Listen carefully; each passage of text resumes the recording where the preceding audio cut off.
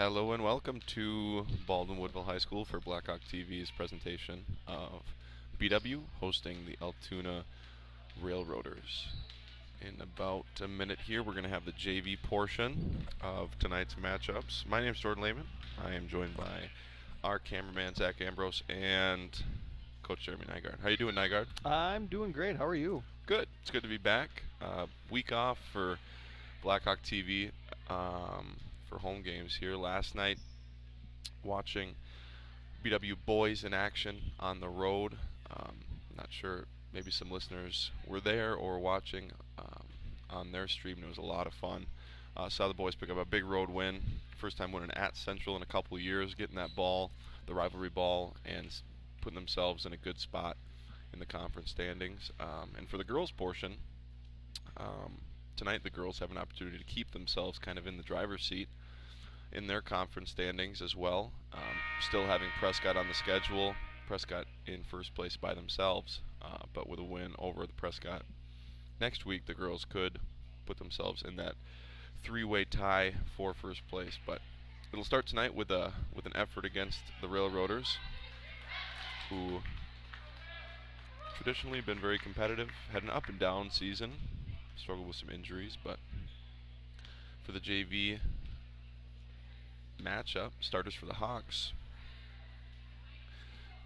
Tipping, we've got 42 Maggie Jensen, 25 Raya Elke, 33 Jenna Livingston, 21 Mara Nygaard, and 51 Haley Koda.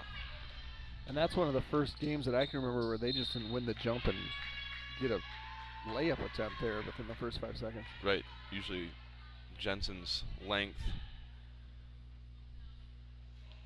is able to present that opportunity. Not that time. For Altoona, we've got number 1 Addison Silverling. Number 15 is Emma Lima. Elke's going to shoot some free throws. Number 4, Amber Brazina. 14, Madeline Gagnon. Any idea there?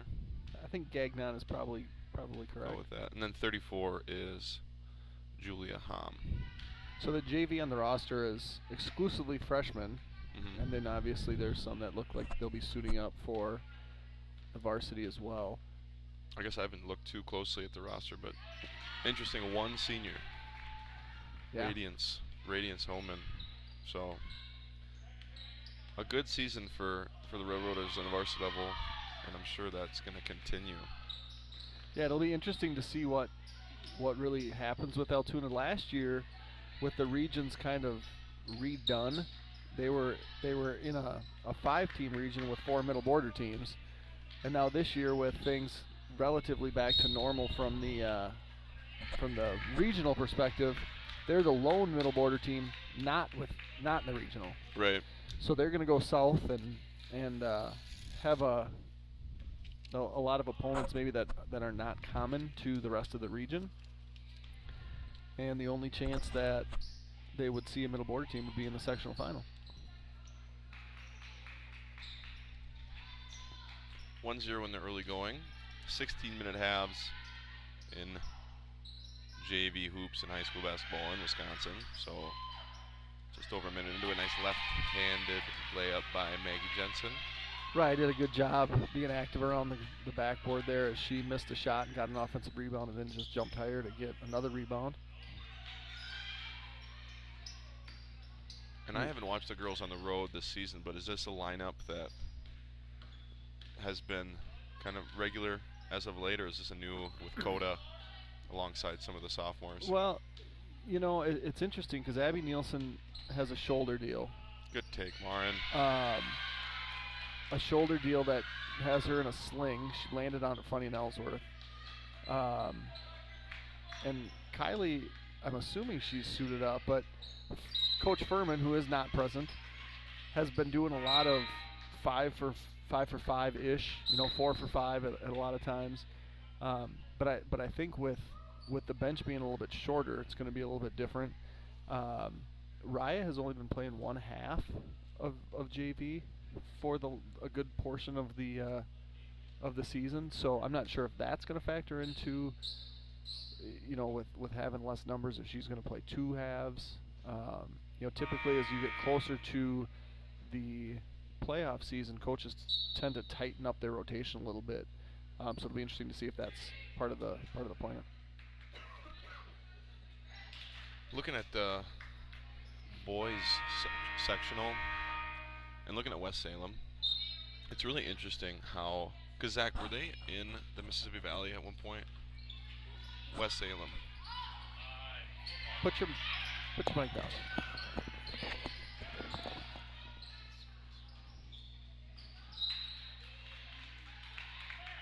A little preemptive on my question. Should have had some technical. No, you're good. No, just the football only. Otherwise, it's still the same as it's always been. Aquinas is still. Okay. Just because their conference, with the exception of Luther, and then really one player on GT, is not good. No. Like significantly.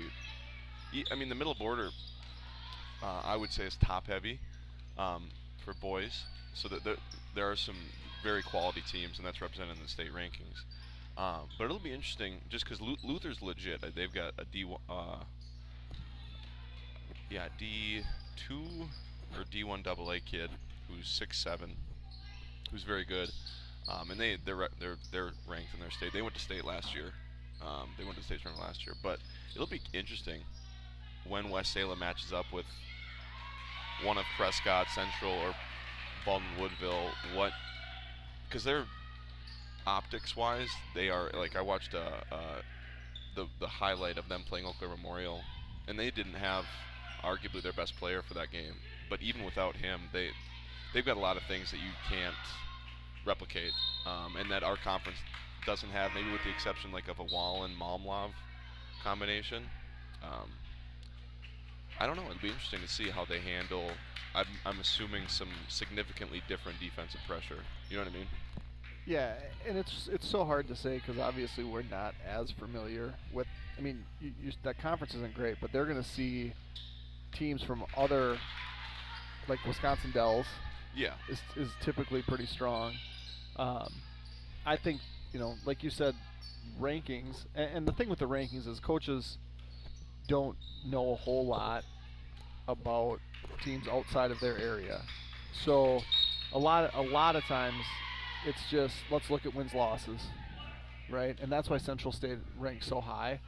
They went to state last year and they didn't have a lot of losses, and a lot of people that vote probably didn't have any idea that they lost what they lost. Yeah. Right.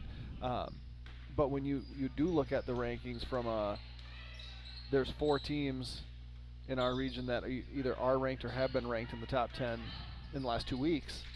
That's a little bit more of a gauntlet than the southern part of the region, or the section where you just have West Salem, who's been really good all year. Mm-hmm. And I think, I was showed Ambrose at school. I had a spreadsheet where I was trying to plug in the criteria, mostly for girls, and it's winning percentage, and then you need their schedule and the wins-loss of all the teams you played. And so our girls' winning percentage, or opponents' winning percentage, is a little over 500.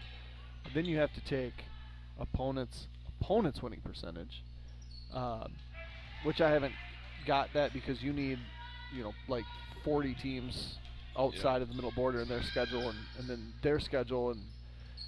But based on what I had, it looked to me like it was going to be and we don't know how these are weighted, right? The criteria, it's not public. So I tried to make my best guess, and in my mind, because the brackets, there you go, Charlie. Nice shot by Sorensen. Hawks up 10-4. The brackets will be released this weekend, and so what kept spitting out for me when I would weigh things differently was St. Croix Falls 1, and then us very, very, very close at 2. But one of the criteria is how you've done against teams in your region, and we've obviously beat them. So then I had Prescott at 3, which could potentially set up a regional final for the girls here against Prescott, depending on how things shake out. So Maggie Jensen finishes the layup and gets fouled, so she's going to go to the line for an and-one opportunity. Those are brought to us here at Blackhawk TV by Packman's Concrete. You can reach Nick Pack at 612-804-5222 or packmansconcrete at gmail.com for all your concrete needs. Yeah, the curious thing right now, to be honest, the most curious thing when it comes to the first couple rounds is who Ellsworth's going to get. Yeah, for the boys. Because in the boys section. Yeah, when it comes to the little evidence we have of them with Janke, me and you, I think, correctly estimated at the beginning of the season that Jack would be one of the best, if not the best, overall player and kind of most dominant presence in the conference this season when he's healthy. He showed that last week with a win over St. Croix Central. And the team, like you mentioned before the stream, to me, looks different when he's on the floor. They're more confident. I would assume, let's say that he's healthy the whole season. I would assume that they probably sweep the likes of Amory and Altoona and Somerset, I would say, just because I don't think Somerset has an option. And Osceola. And Osceola. I think that, let's just be fair to BW, who's already beaten Ellsworth, be fair to Prescott, and then obviously they beat St. Croix Central. They did split with St. Croix Central. So let's say they split with Prescott, St. Croix Central, and BW. That would be hypothetically a three conference loss team. But like you mentioned, when it comes to people around the state who maybe don't, and even people in the conference who don't maybe watch a ton of football or didn't watch a ton of basketball last year because of the COVID thing, like if Ellsworth gets a Heart of the North team near the top, they're gonna drill them. I mean, it's a heavily favored. Yeah. As a 10+ seed. Yeah. Which is super interesting. Well, they're gonna win enough games that I think they're gonna be, probably like maybe 10, 8, 9, 10. There's only 12 teams in the region, so Amory's going to be below. There's some teams in the Heart of the North that aren't very good, but it's going to be that second round game. And I know that I'm not the only person in the region that shares the sentiment because I've talked to people that about this. And when the seed comes out, the first thing teams are going to look for is their team, right? Like coaches, they're going to say, okay, where are we? 3, great. 4, whatever. And then they're going to say, who are we going to get? And it doesn't matter who they're going to get. If you're 1, 2, 3, 4, it doesn't matter who you're going to get unless there's an Ellsworth on that line. And then it changes things. Everything. I mean, it essentially, I'm trying to, this is flirting with hyperbole, but it's like the Packers getting Aaron Rodgers back. Like with Jordan Love, they might be able to beat some bad teams just because of Devontae Adams, right? Aaron Jones, right? A.J. Dillon, the defensive prowess. But when they have their best player back, they are, and it's the same thing. Like Ellsworth with Schultz, like he's had good nights. They've obviously beaten teams without him. Right. But with him, it's... Well, everybody gets knocked down a run. And but your experience, our experience with coaching high school basketball, there's kind of 2 ways that this could go, I think, for Ellsworth. I think what it's proven to have done so far is been like, hey, let's just go play. Let's just be who we were supposed to be. Right. Or you overthink it, you maybe overcoach it. You try to limit who Janke is. But I think what Peterson's proven to have done is just let them go. Yeah. Railroaders with 7 team fouls, so the Hawks going to be shooting the 1-1 from here on out. On the other side of that, Blackhawks with none. Right. And that's something that, as a coach, you tend to point out a little bit to the officials, not super loud at first. Yeah, unless it's Nick Pack, Werner, crew. But you're halfway through a half, and one team has 7 fouls and one team has 0. Yeah. And the law averages don't work great on that. I don't think you're wrong at all. I mean, the way that you look at it is how good are the Packers with Rodgers, and then how good were they when Rodgers didn't play in Week 18, or in the second half of Week 18, and that's really what Jack Janke is to the Panthers. But what I was trying to mention too was, you take your number 1 option, and now he's the number 2 option, and the number 2 option is now the number 3, and they shot the ball so well against Amory. Right. And it wasn't even Janke. Janke came out, didn't take a shot for like the first 6 minutes of the game, and then in the second half, there's like 3 or 4 guys on the team knocking down threes. It's like it's contagious. It's running clock with 9 minutes left. Janke's got 16, but just his presence is that important to that team, and I'm really curious, whether I get there on Thursday or watch it on the live stream, how that changes the mentality of that crew. And I think we got to see a little bit of it when they beat Central in overtime without Janke. He didn't play in overtime. He was fouled out. Yeah. They're double in the second overtime. I think he fouled out. Yeah. No, they're a completely different team. They're super dangerous. And what I think is interesting is when you mentioned, when maybe the best player on the floor for 3/4 of the season becomes the second best, and the second best becomes the third best, and everybody kind of naturally fits into their role. One thing to also mention is that these are the roles that these guys played their whole life with Jack.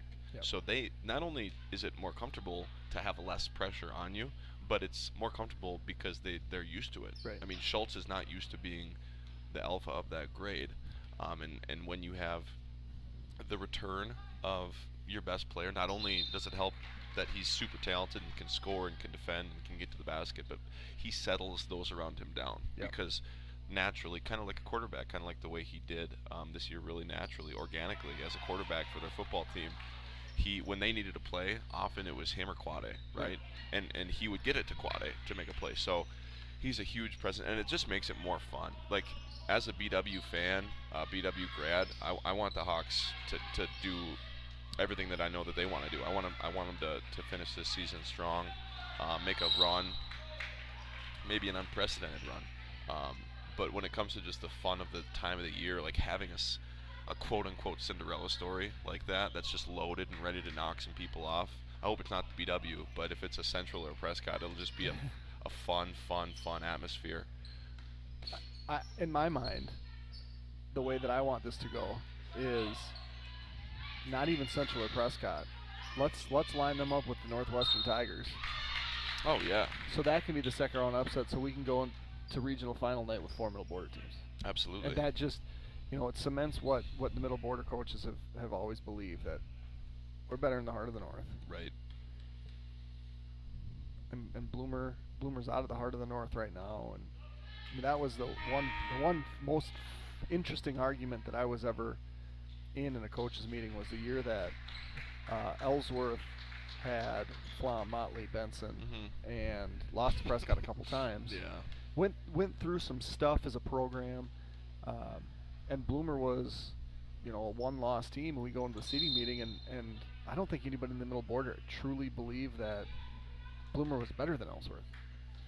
And we have to do our rankings, and the Bloomer coach is getting angry because some of us think that Ellsworth is better, and ultimately Bloomer was 2 and Ellsworth was 3, and Ellsworth went to their place and beat them. And then in the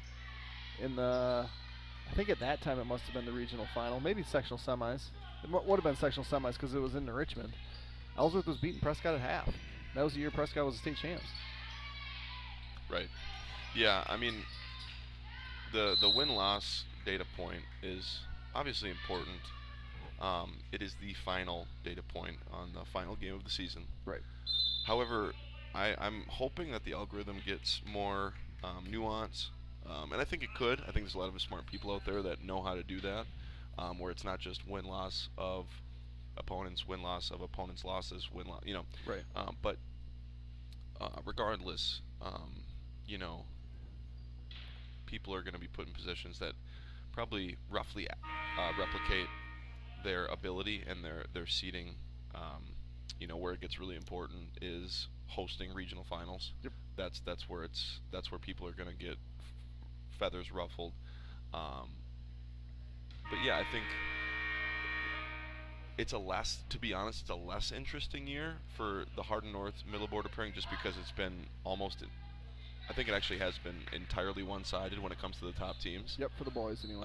For the boys, and so, and even for like the boys, when it comes to like the top 3 teams compared to the bottom 5, there really has not been a ton of disruption. Obviously, Ellsworth knocking off St. Croix Central, but like the Osceola beating Prescott things of the years in the past. That did happen a couple years ago when was I know. that last year? That was last year at Prescott, I think. Yeah. But the point is that those kind of it would be I think a more streamlined seating meeting, to be honest. Oh yeah, I think it would be a quite.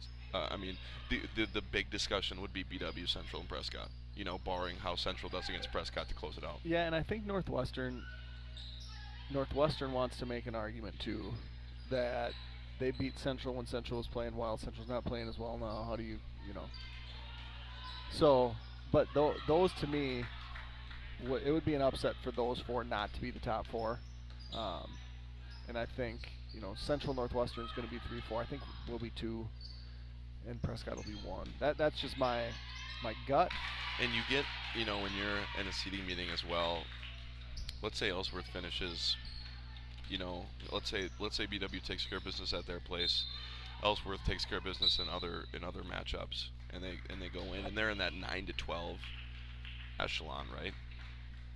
And you got three middle border coaches and a Northwestern coach, and in a live meeting, the 3 middle border coaches are like, "Yep, Ellsworth's got to be an A. They got to be. let's get them out of our semifinal." And I think that's part of the reason that they've done away with the coaches seating. Yeah, meetings. their agendas. Yeah, and that I mean, I've shared that. That happened my last year when a coach had his votes are revealed. Your rankings are revealed to all the other coaches, and then you can appeal, and then those votes are revealed. So if you believe something, and then 10 minutes later believe something else, you've either been convinced of something, or you've changed your mind to benefit yourself. Yeah. And that happened when I thought we should have been seated ahead of whatever team it was, and the team that changed their vote was the team that was going to have to play us if we moved up. Mm-hmm. And so the coach changed his vote to keep us on a different line, and then they ended up losing to that team. Right. And it's like, well, you picked your poison, and it didn't work out too well for you. Right. So to reset this game, Hawks 15, Altoona 6, as we approach the last 5 minutes of the first half. We'll have a separate stream when the JV game is complete. We will have a new stream for the varsity game. The talk during the varsity game, it will be much more focused on the basketball game. It is Parents' Night tonight. As Ambrose moves the camera back and forth, you may see a framed picture in our parent section. That is Charlie Sorensen's mom, Dawn, who recently passed away. So a little picture, and it looks like some balloons there. A little shrine for Dawn. Ooh, interesting call. So, to get back off topic, Kyler Murray does a clean sweep of social media. Yep. What's most interesting, because I know almost nothing about the Arizona Cardinals and their inner workings, but from what I've heard from multiple sources now is that him and Cliff Kingsbury are tight, like bros. So I'm super curious. I haven't looked. Is he still on a rookie contract? Oh yeah. Okay. And how long are those?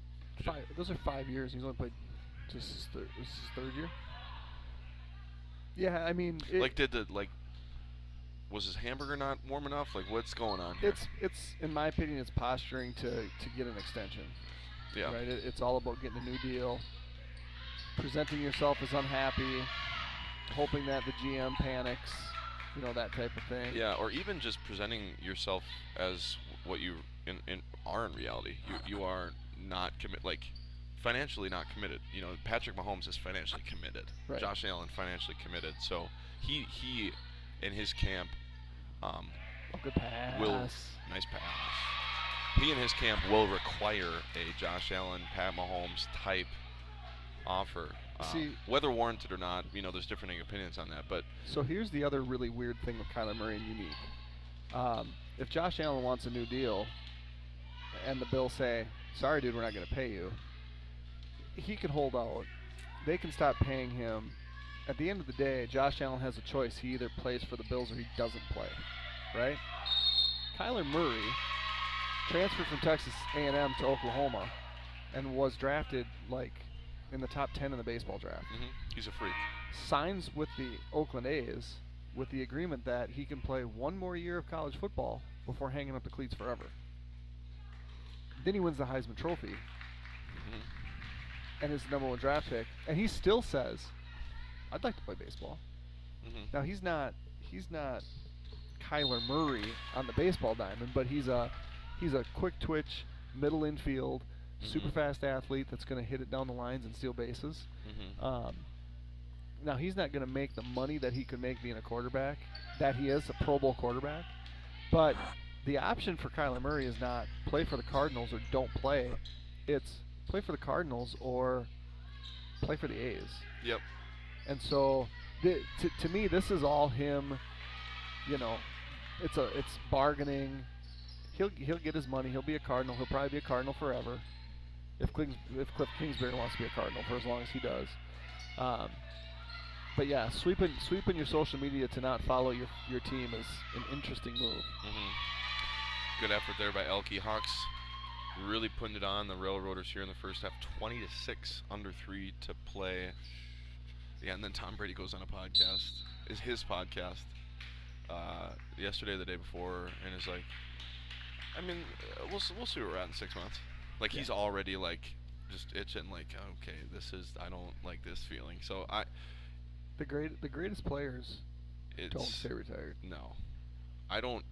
If you had to bet, if I had to bet right now if he'll ever play again, I would have to bet that he will. I really would, just because I think he's going to be unbearable. The argument that, or not the argument, but his take that he presented to the public was, family kind of needs to take precedence right now. I've proven all I have to prove, et cetera, et cetera. And then what's going to happen is it's going to be late July, and family's going to be like, "Hey Tom, please leave, because you're unbearable." See, but the thing that I don't know if that'll happen, because teams don't wait till July to figure. Good teams. No, you're right. Yeah. Super Bowl contending teams don't wait till July. What Tom Brady's going to do is he's going to continue to take his anti-aging medicine, whatever that is. He's going to stay 27, and next November, some quarterback of a really good team is going to get rolled up on, and they're going to look at their backup and they're going to be like, "Whoa, Kyle Allen? Not sure we want to roll with Kyle Allen. Hey Tom, well, do you want to come win a Super Bowl with the?"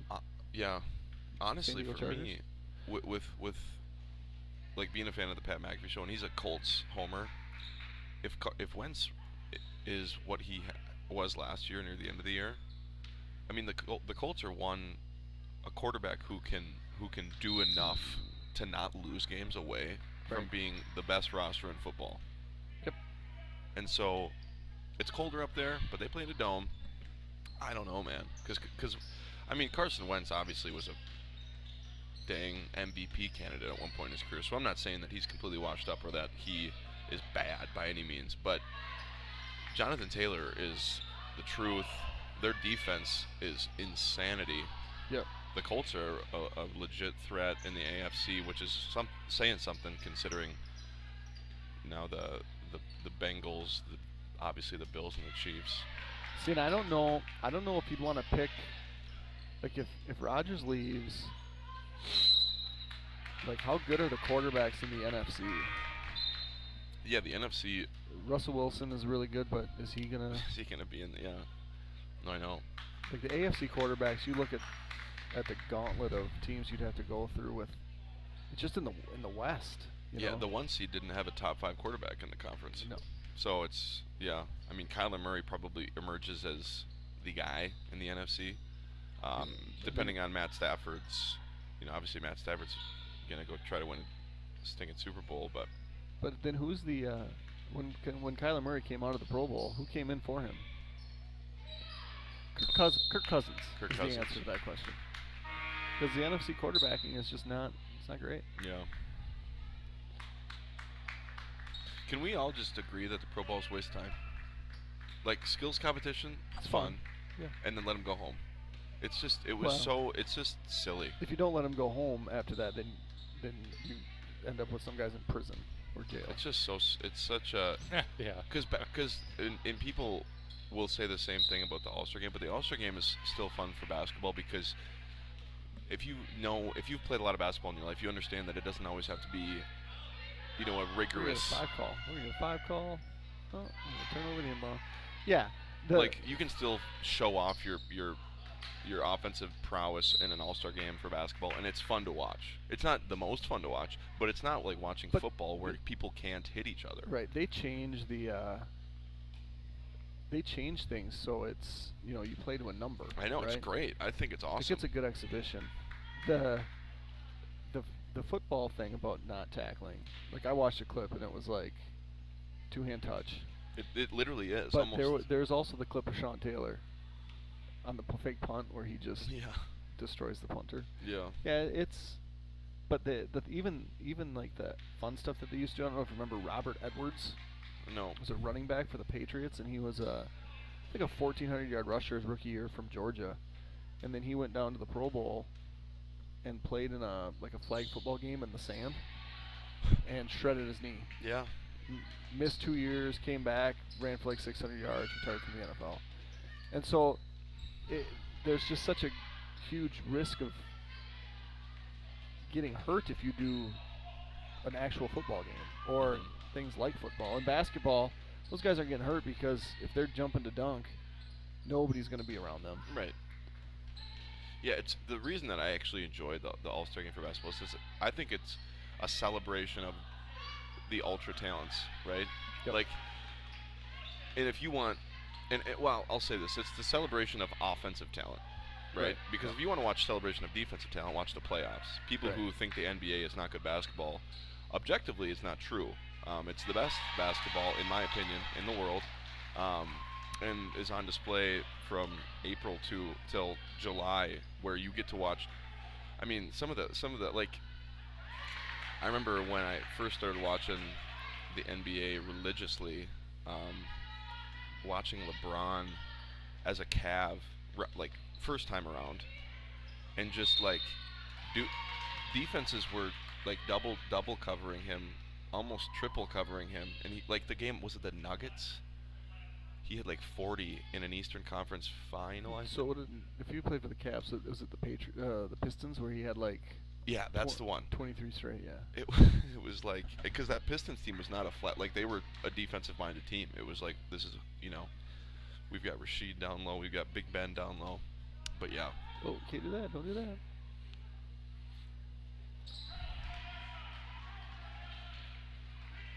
Yeah, we talked last year on the stream about they used to do the quarterback, who could throw the farthest. Yeah. I agree. I watched the first 10 minutes, and there's no punting, there's no kickoffs. I get it. But I think the difference with the All-Star game for the NBA is it's middle of the season and everybody that's good is playing. Well, and the whole weekend is there's the dunk contest, the celebration contest, the Rising Stars game. Maggie Jensen from 18, bang it. So the Hawks going to be up 17 at the break. We're going to go on a little break here. We'll be back in about 10 minutes with the second half of the JV portion of tonight's competition. So see you in a little bit.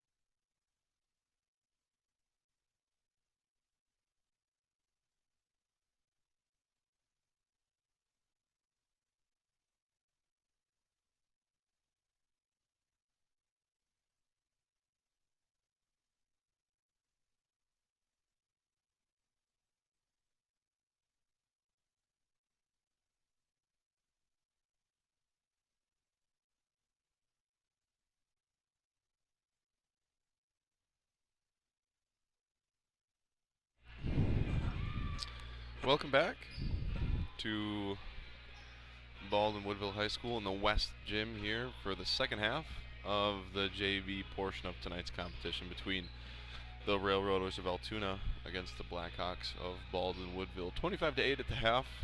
BW in the lead. Just under a minute left of this halftime break for these two teams, then they will be back at it. So no Coach Furman tonight for the JV Hawks. Coach Com back in his place as the JV leader. I heard Furman got married. He did. Yeah. Well, good for him. Yeah. Is that where? So he's like on a honeymoon? I don't know.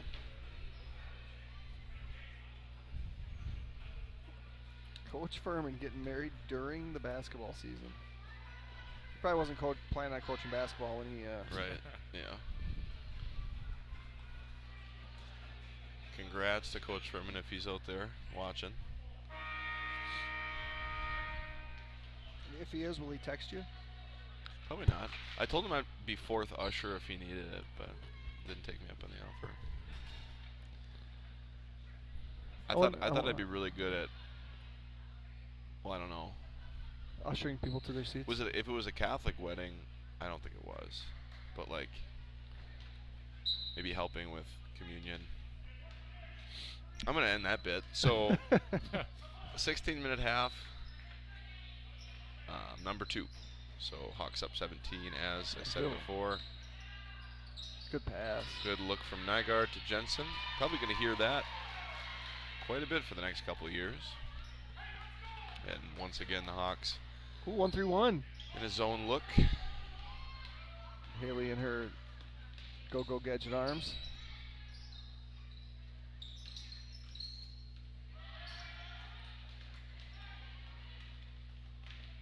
That was I believe it was a 1-3-1. I wasn't watching super close, but Central changed their D last night. Went to a zone, and we struggled to combat that. Yeah, it was. I mean, the Hawks were patient against it, but the patience for a good bit there really didn't lead to good looks.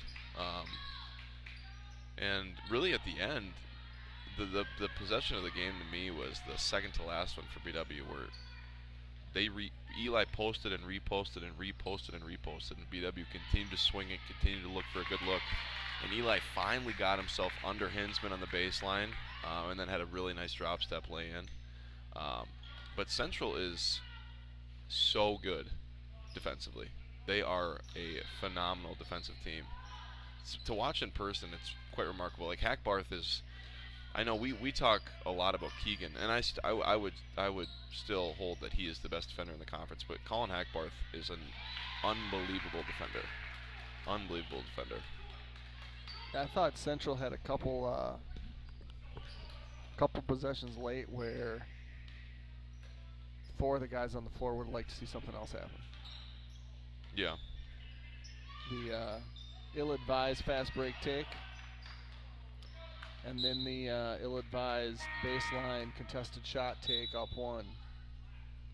I thought Keegan's follow on the sideline was perfect. Hackbarth's going downhill, and then Hackbarth knocks it down. Yeah. No, yeah, and Keegan, the shot that he made, it was a difficult shot. It's a difficult shot, but in person, it was a shot where you're like, once he takes it to the rack and rises up, kind of over and around the defender, you knew it was going in, just because there really isn't a moment too big for Keegs. And even as he came off the floor, he was telling his teammates, like, this game's not over. Like, he was so composed. I was so impressed with Keegan. And that's one thing that makes the BW boys so dangerous, is there's so many types of players in that team. Yep. Keegan is a do-it-all leader. Cam is a do-it-all leader as a guard. Keegan more as a small forward, power forward. And then you've got natural scorers like Mason Werner. You've got really a natural scorer from around the hoop like Sean Van, a true post, hard-working post that can defend, and Eli. And then 2 guards off the bench, and Sam and Caleb, who are extremely valuable. Sam comes in last night, his first sub into the game. First possession he's in, he has to steal. Picks a pass layup. Steal 2. It's like, that's the kind of stuff you it's hard to replicate that. And the great teams that BW has had that I've watched, since that '03 season, I unfortunately wasn't able to watch your senior year, Nygaard, but a lot of those teams have had those kind of rosters where there's a lot of different options. I remember watching Borowitz when he was a junior, just as kind of that sharpshooter role on Zach's senior year's team. And did he play as a sophomore when you were? Didn't even suit up. Really? Nope. Yeah. So the thing, and I had this conversation earlier with a parent. Ultimately, to oversimplify basketball, it's all about making shots. And as the game's progressed into what it is now, so much of it is making perimeter shots. And if you have one or two perimeter shooters and they don't make their shots, you're probably not gonna win the game. If you're counting on that, on one or two guys. Our boys team right now has so many different guys that can make shots. Perimeter shots. 5-6 guys that you're comfortable taking threes. And it's going to be hard to be really, it's not impossible, but for us to be really cold from the perimeter, you're going to have to have a lot of good shooters have the same off night. And that's not likely. I think back to our last game, Central in the playoffs, where they have guys making shots, and they didn't make a ton of threes that game, but they shot a really high percentage, and it was guys that weren't typical high percentage guys. Kopez hit the one where it hits the front of their bounces straight up and goes in. But they didn't have a lot of shooters. What happened 2 nights later? A few nights later, they go to Somerset, they shoot over 20 from three. Right. And they were capable of winning games because they had kids. Mars just put her shoulders down and she's run people over. On some shoulder pads. But I think that's where this team is different. Is like you said, there's a variety of guys that can fill a variety of different roles. But one role that most of them can also fill is perimeter scorer. Yeah, and that's a big deal. It's definitely been important.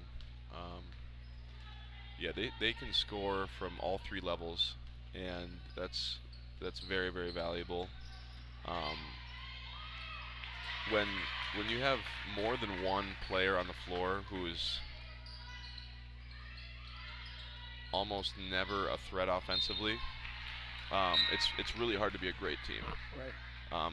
And BW boys almost never, pretty much never have that. Sean Van is a very good second level scorer, mid-range scorer. Koonin is a very good first level scorer around the hoop. Cam has turned it on from deep. Keegan can score from all three levels. And then, like you mentioned, Sam and Caleb being able to shoot the three. Mason scoring at all three levels as well. Colin hasn't shot it well from the perimeter this year, but he can score. Yep. He can score. He's a high level one scorer. He can maneuver on the rim. He had huge possessions late in the game, taking advantage of. They had Sullivan, a sophomore, in to guard him late, and the first possession Colin was on offense, they get it to Colin. Colin takes Sullivan to school, takes him to school under the basket. And Mason's a really good athlete, and he's going to be a great, he's going to have a great career there on a lot of different athletic endeavors. But Fritz has such a feel for the hoop, and yeah, what's going to be interesting is how they match up with really Central and Prescott once again, and then finally, if they're able to prevail over those squads, how they match up with West Salem, who might as well get a bye to the sectional final with the way that they're truly with their regional. It's but crazy things do happen. They do.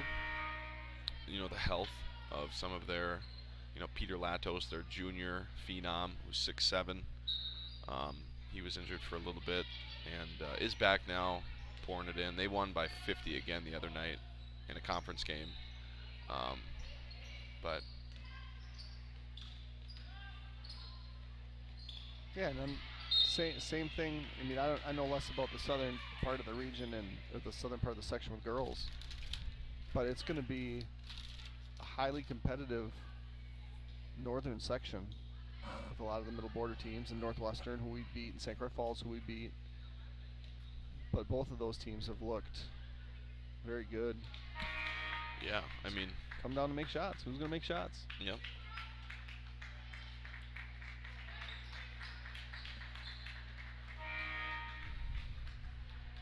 And are we going to have a student section tonight?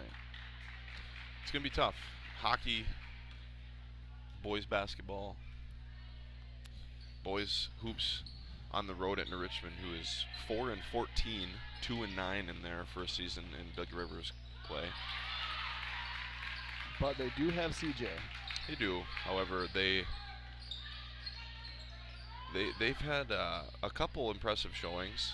I've kind of followed them throughout the season, but I think there's some other than basketball skill things that they lack entirely. So I think the boys, if they're able to play the brand of basketball they've been playing tonight, I hope and anticipate that they're going to be able to go on the road and pick up. It'll be a tough win to get just because CJ is so talented. But I think they wanna prove that doesn't matter what conference, they're the better overall team. But it's a big deal in regards to seeding, just because overall record is the #1 indicator. So I'm sure the boys want to continue to pad that stat. They could, if winning out, finish 20-3. Obviously, with those brackets coming out this weekend, though. No, they girls this week, boys next week. Okay, so boys, they still can. Speaking of student section, It said OW next to Max's name. Yeah, I don't know what that meant. Outstanding wrestler, most outstanding. Could be. Could be. Yeah, I saw that too. Yeah, congrats to the wrestling team on conference champs as a team and having a number of individual conference champs. And then having Max being the OW. Right. First time that they have won the conference outright since '97, when they did it 6 consecutive times. That's impressive. And then Ellsworth followed with how many in a row? About 20, 20? 24, 23. 117. Yeah, give or take. I believe when wrestling was invented in Rome, or Greece rather, it was by a long descendant of an Ellsworth graduate. Well, and there was a lot of kids in there that were wrestling, that became Ellsworth wrestlers, growing up not as Ellsworth wrestlers. Yeah, I as know it happens. I know the Stull family, I actually went to school with the father, and they were Prescott. And then I think they had 3 state championship wrestlers Hmm. in Ellsworth. Yeah, you build a program that's desirable. As Field of Dreams, If you build it, they will come. they will come. Weird movie. I like that movie. It's weird. It just is. And I believe the exact quote is, "If you build it, he will come." Yeah. Have a catch. Yeah, who says that? Kevin Cott. Yeah, no kidding. Makes you wonder how much baseball one of the writers had played. Nothing but net there, Mars. Have you been to the Field of Dreams, Tiger? I have not. Wow, that surprises me. Is it in Baseball like guy. Dryersdale or Drysdale or? Not sure, but they played a game there, didn't they? Yeah, they did. It's pretty cool. Yeah. Yeah, I definitely haven't taken in as many sports in person as I probably would like to have, and that's okay. I watch a lot of youth sports right now. At 5th grade basketball last weekend, 7th grade basketball this weekend, and Mars playing volleyball this weekend. It's Jordan, we had a 5th grade tournament, got drilled by Cadott, and then went overtime loss against, I don't remember who, and then played Altoona. 3.3 seconds left, down 2. Kyler inbounds to Sawyer Larson, who takes a couple dribbles, kicks it to Bennett Lochterman, knocks it down at the buzzer, There you go. That's awesome. sends it to overtime, and get a victory. That's awesome.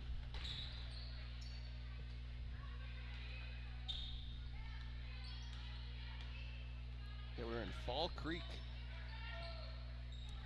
Yeah, Great Northwest basketball is a ton of fun. By far my favorite middle school sports memories come from Great Northwest hoops. You might notice the official that we had for all 3 games.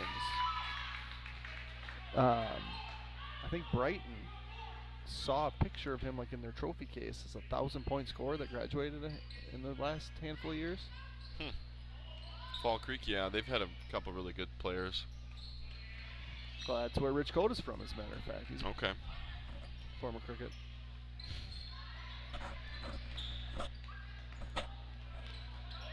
Yeah, Fall Creek hoops and then Colby football. I remember from growing up, always very, very good.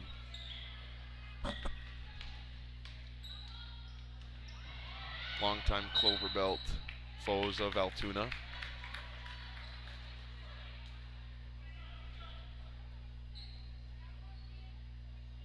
They also had a 5th grade girls tournament, so it was like every other hour. Fall Creek had some girls that were sick. 5th grade girls. Had a 2nd grader playing for them. And she was small, but she was good enough. That's awesome.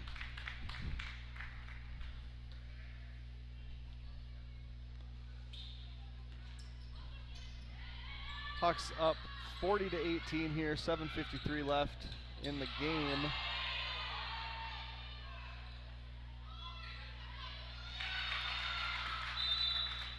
Lead is cut to 20. We got a timeout by the Altoona coach at the short one. I'm just going to thank all of our sponsors here at Blackhawk TV real quick. Firehelm Langer, Timmerman Realty, St. Croix Garage Doors, Wisconsin Credit Union, CW Garage Door Distribution, Nielsen's Foods, Strikers Lanes and Sports Bar, Flagship Ford, A-Star Concrete Pumping, Precision Excavating Enterprises, Precision Truck Services, American Family Insurance, Justin Nygaard Agency, Schaefer Financial Services, Blackhawk Garage Door, Anytime Fitness, The Forge Chiropractic, Pete's Construction, Baldwin Lightstream, Auto Appeal, O'Connell Funeral Homes, Fenner Jewelers, First Bank of Baldwin, Charlotte Heimer with Aflac Insurance, Christo Orthodontics, TMS Auto, and Village Pharmacy. Thank you to all of our sponsors.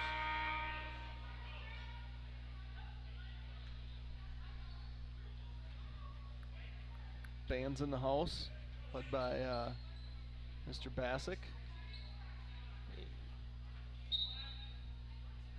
who's rocking the saxophone right now in the doorway, talking to athletic director Mr. Sell. And is it athletic director or athletic director and former 16-time Letterman winner?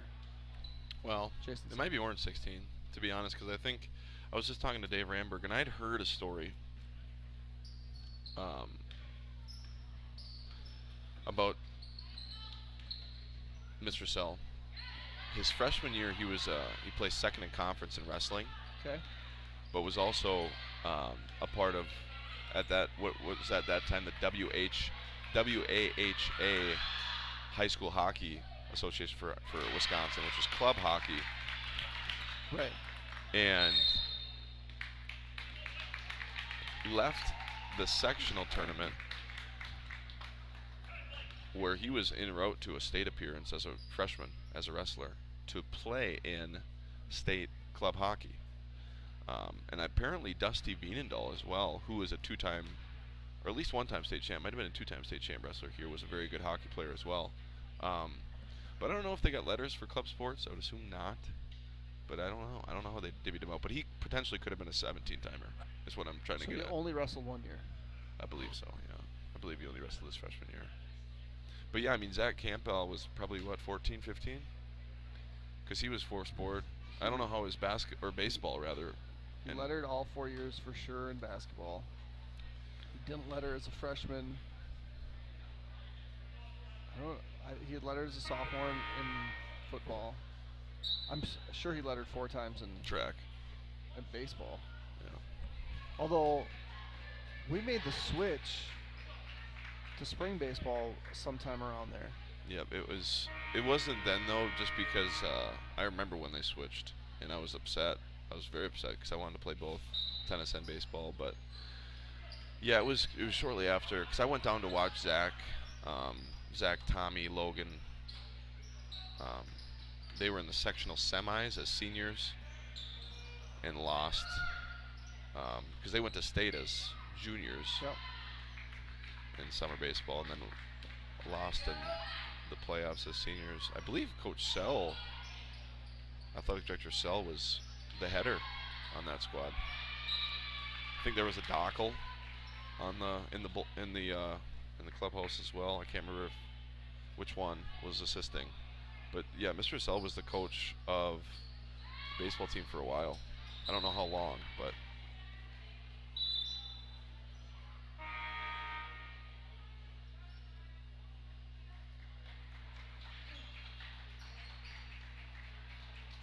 be interesting to see if the BW baseball complex is going to be used to host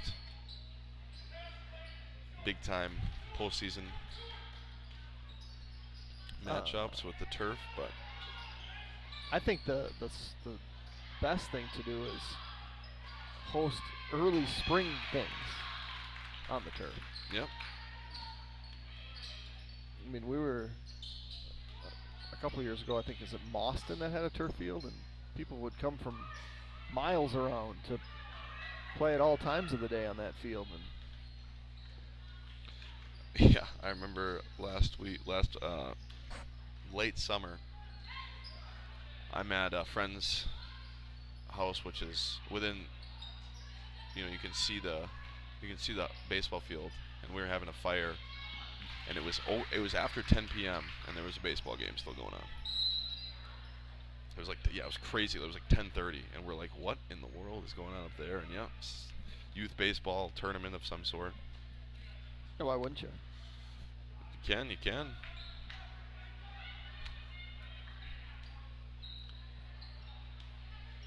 So the Railroaders have chipped away at the Hawks lead, now only down 13. Looks like Elke, who started and had a big role for the Hawks in the first half, is going to be saved for 2 halves of varsity play. Hawks trying to hold on here. Have been up by as many as 20, over 20. Nice finish though by Castell. Yeah, it was at least a 9-point run there for Altoona. I don't like calling them the Railroaders. I just want to call them the Rails. I think either or is fine. You can Blackhawks, Hawks. You can do whatever you want. I mean, I know it's the Spooner Rails, which is not short for Railroaders. Castell with a quick 4. Shout out to Altoona's football complex. Unreal. One of the best high school football stadiums I've been to. Cumberland's up there. Durand is unbelievable. If you haven't been to Durand's high school outfield, it's not only is it very cool because it's turf and it's got a huge big board, but it's beautiful. It's on the side. I mean, it's always been right on that bluff, but right next to the river as well, with a huge video board now. And Rod Rosemeyer and company, all they do down there is win. My beef with the Altoona football field, it's not a great place to stream from for No, the not at all. for the visiting team. No. We went and loaded up on bug spray. I went and stood up on the hill behind the home bench, like the home stands, which we did. I mean, it was okay. Yeah, it was fine. It worked out. Yeah. But we were on like the 30-yard line. Yeah, the fact we made that work is actually kind of impressive. Yeah, we went extension cord about 80 feet and hoped that nobody would trip on it. Because if that extension cord goes out, the whole production goes down. Not a great game to watch. No. I mean that what's the was it Byarski? I don't know. Their fullback. It was just he just ran. I don't know if he had a run for less than 50 yards. He was a stud. He's going to be back too, and he's going to run for all the yards. Colin Byarski? Yeah, he's a freak. I actually talked to him after the game. Saw him in the parking lot, and he's just a humble kid, super hardworking. Told him to keep it up because he's going to. So he could hit 2K next season easy. You told him to keep it up, and then he ran you over. Is what happened. Just like Might have. Boyarski is his name. Now that I think about it. Yeah, he had over 1,000 as a junior for a level 3 Altoona Rail squad. And they play in the Cooley. And the middle border will no longer have the Cooley crossover that they did for a couple of years there. They went to level what? I think they won 2 D4 playoff games, if I can't remember. Huh. Or if I remember correctly. D5 maybe. No. What are we at D4? Maybe D5 then.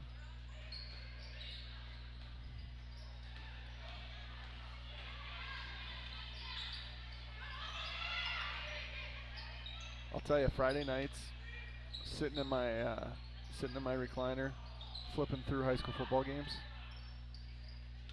It's fun. It's not terrible. No.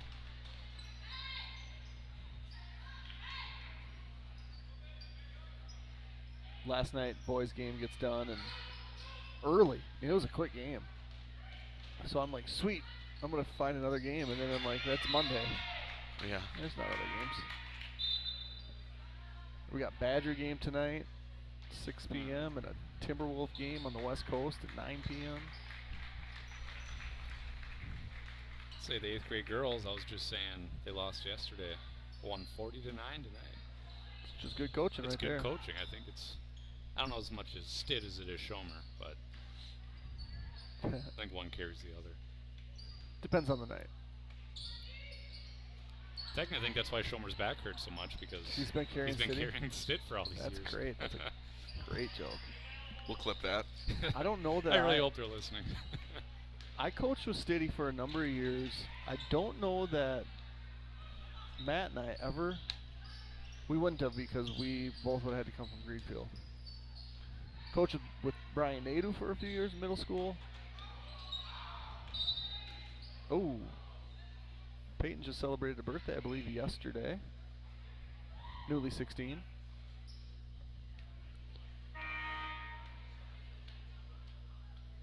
Smart hurt.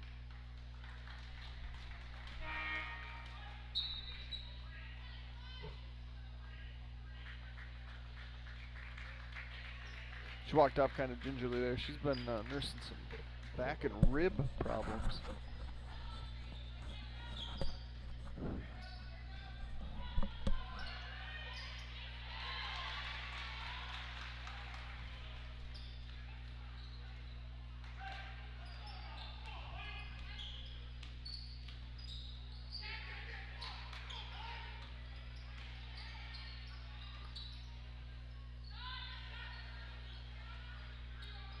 So after closing it to 13, Altoona's now seen the Hawks score the last 6. Make that 8. Nice. And the lead is back up now to 21.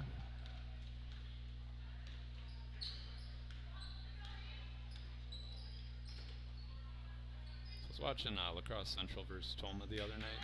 Okay. Toma has their the free throw area is all gray, huge Timberwolf, and like there's some courts that have really cool designs, and ours is fine. I think it's just a subtle jab at our court, but It's okay if it's an overt jab. okay. There are courts that are much cooler than ours. Yeah, because that's what I'm getting at. Yep. Ours is also approaching 20 years old, which is really hard to wrap my head around. But this was built during the 03-04 school year. The summer prior to that, in that school year. My brother was the first, the class of 04 was the first to graduate in this gym, but that's crazy, because I remember this being a really big deal. And it's not a bad court by any means. I remember when Elk Mound refurbished their court, had the Bucks Yeah, they did. logo, and they did not have it for long. No, they didn't. Oh, Bucks got a hold of them and said, "Can't do that." See, now that's what's interesting to me is the Ellsworth Panthers rolled with the Jacksonville Jaguars logo. Do they still have? No, they don't have what it still. about Mondovi? Don't they have a really similar bills? Yeah, they have. They the have same. the identical one. Yeah, identical. And that's very, very commonly used, Oh. which is odd. So does it have something to do with a trademark, I'm not sure. a knowledge of? I think that probably was the heavier. Because I know that our arrow is very similar to Michigan State's, or excuse me, Florida State's. Yeah. But Wade changed it, put the BW, Mm-hmm. and then trademarked it himself. Has the copyright on that. And Mondovi, what was the native population of buffaloes? Like, am I missing something? What do you mean? Well, they're the Mondovi buffaloes. Correct. And I'm just curious how many Buffaloes. centuries you have to go back. To find buffaloes in Mondovi? Yeah. Because the Elks thing with Elk Mound, I know that there was a native elk population. I'm just curious what the native buffalo population was. Truly curious. I don't know. So you're doubting that there were buffaloes in Mondovi? Yes. Okay. That's a good question.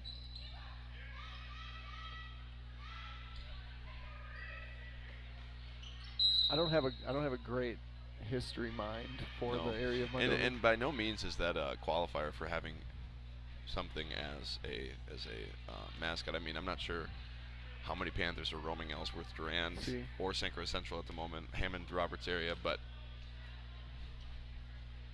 and I'm grateful for it. I don't want to see it. I don't need to see a Panther. Cardinals live in Prescott.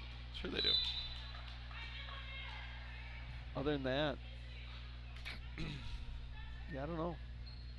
Are there Wildcats in River Falls?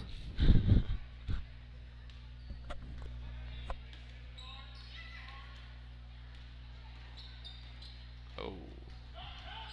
Oh, good move. Yeah, number 4 is a nice player. Oh. That's Amber Brazina, a freshman. She's going to score points over the next 4 years. Looks pretty tall, too. Yeah, she's got a real nice game. Well, she wears long sleeves. Rocking the Thomas celebrates a long sleeve. That's right. In my mind, that shows you're a gamer. We came out. Drip, as they say. We came out in Prescott. Do you remember that game where we had like 5? I think it was 5. They started Zach, five. yeah, it was Zach Ross, Hunter Thomas. Maybe not Warwick. Maybe it was Warwick. And they, I think most of them got rid of the shirt at halftime. Yeah. All right, so BW JV prevails over Altoona. We will be back on a separate stream on the Blackhawk TV YouTube channel for the varsity contest. A huge game with big implications tonight in the middle of border as the girls' season comes to the home stretch. So hopefully we'll see you on that stream in about 15 minutes. Thanks for joining us here at Blackhawk TV.